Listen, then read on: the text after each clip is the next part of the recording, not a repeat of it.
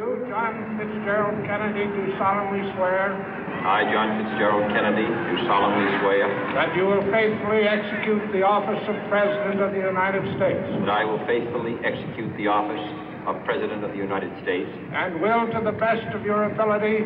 And will, to the best of my ability. Preserve, protect, and defend the Constitution of the United States. Preserve, protect, and defend the Constitution of the United States. So help you God.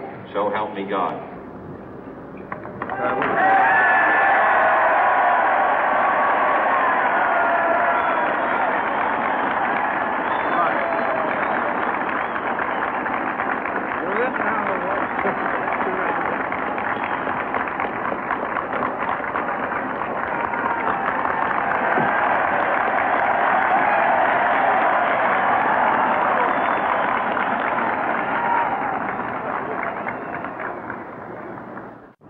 Vice President Johnson, Mr. Speaker, Mr. Chief Justice, President Eisenhower, Vice President Nixon, President Truman, Reverend clergy, fellow citizens.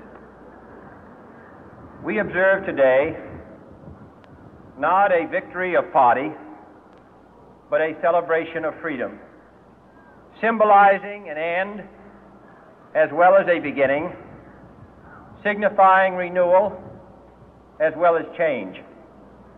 For I have sworn before you and Almighty God the same solemn oath our forebears prescribed nearly a century and 3/4 ago.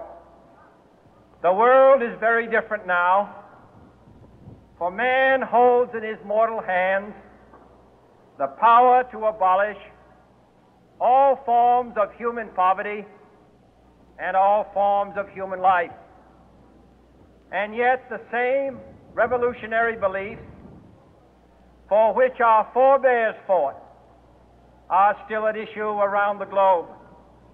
The belief that the rights of man come not from the generosity of the state, but from the hand of God.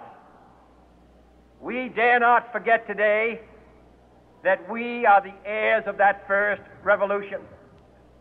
Let the word go forth from this time and place to friend and foe alike that the torch has been passed to a new generation of Americans born in this century, tempered by war, disciplined by a hard and bitter peace, proud of our ancient heritage, and unwilling to witness or permit the slow undoing of those human rights to which this nation has always been committed and to which we are committed today at home and around the world.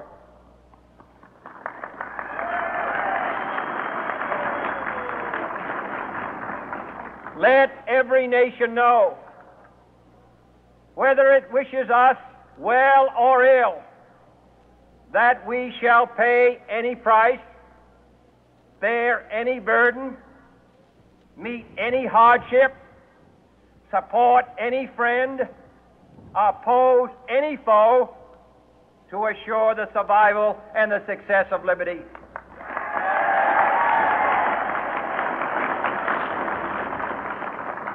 This much we pledge and more.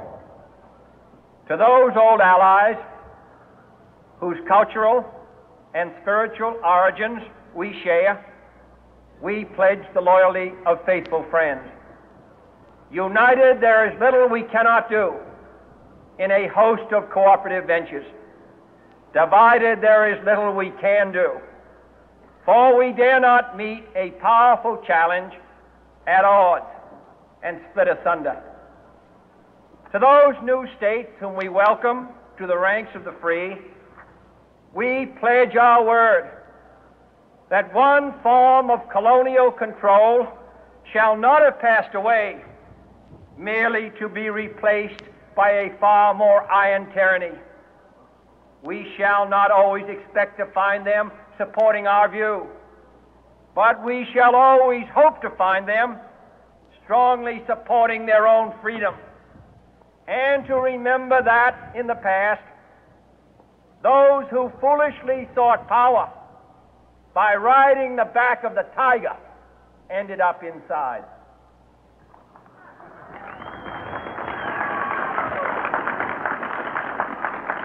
To those people in the huts and villages of half the globe struggling to break the bonds of mass misery, we pledge our best efforts to help them help themselves for whatever period is required, not because the communists may be doing it, not because we seek their votes, but because it is right.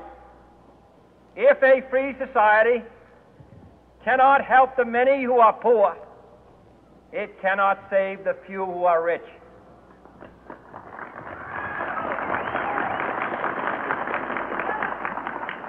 To our sister republics south of our border, we offer a special pledge to convert our good words into good deeds, in a new alliance for progress, to assist free men and free governments in casting off the chains of poverty. But this peaceful revolution of hope cannot become the prey of hostile powers. Let all our neighbors know that we shall join with them to oppose aggression or subversion anywhere in the Americas. And let every other power know that this hemisphere intends to remain the master of its own house.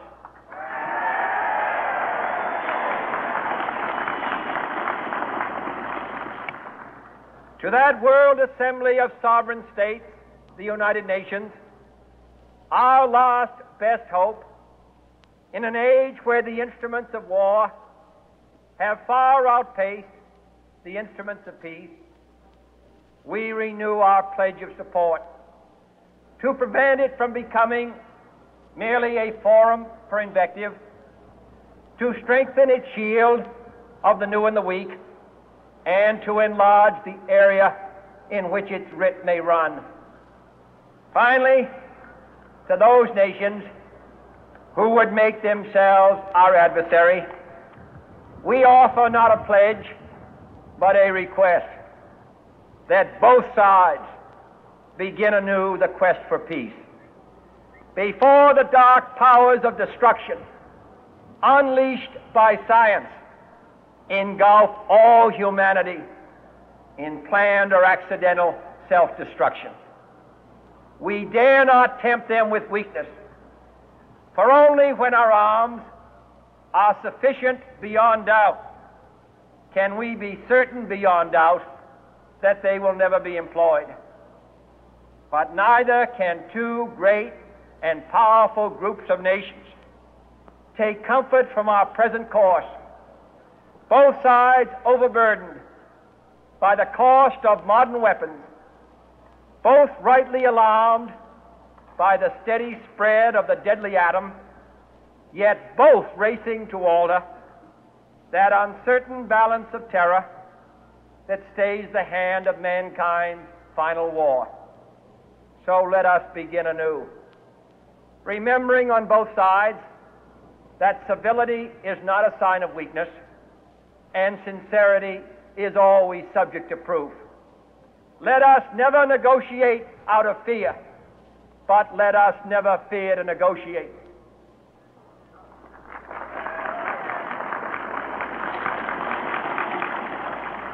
Let both sides explore what problems unite us, instead of belaboring those problems which divide us.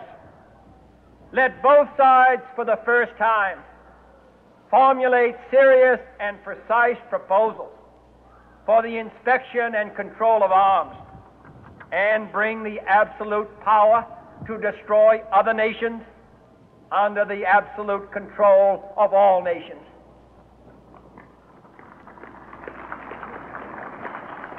Let both sides seek to invoke the wonders of science instead of its terrors. Together, let us explore the stars, conquer the deserts, eradicate disease, tap the ocean depth, and encourage the arts and commerce. Let both sides unite to heed in all corners of the earth the command of Isaiah to undo the heavy burden and let the oppressed go free. And if a beachhead of cooperation may push back the jungle of suspicion, let both sides join in creating a new endeavor, not a new balance of power, but a new world of law, where the strong are just and the weak secure and the peace preserved. All this will not be finished in the first 100 days, nor will it be finished in the first 1,000 days, nor in the life of this administration, nor even perhaps in our lifetime on this planet. But let us begin.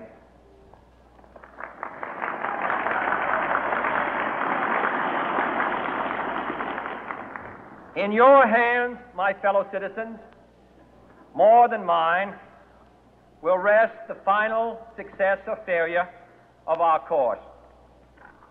Since this country was founded, each generation of Americans has been summoned to give testimony to its national loyalty. The graves of young Americans who answered the call to service surround the globe. Now the trumpet summons us again, not as a call to bear arms, though arms we need, not as a call to battle, though in battle we are, but a call to bear the burden of a long twilight struggle, year in and year out, rejoicing in hope, patient in tribulation, a struggle against the common enemies of man, tyranny, poverty, disease, and war itself. Can we forge against these enemies a grand and global alliance, north and south, east and west, that can assure a more fruitful life for all mankind? Will you join in that historic effort?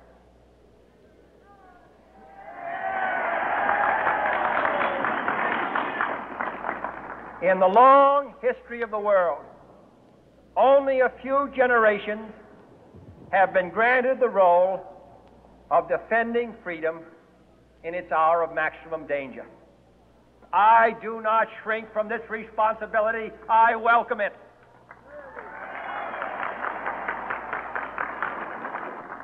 I do not believe that any of us would exchange places with any other people or any other generation. The energy, the faith, the devotion which we bring to this endeavor will light our country and all who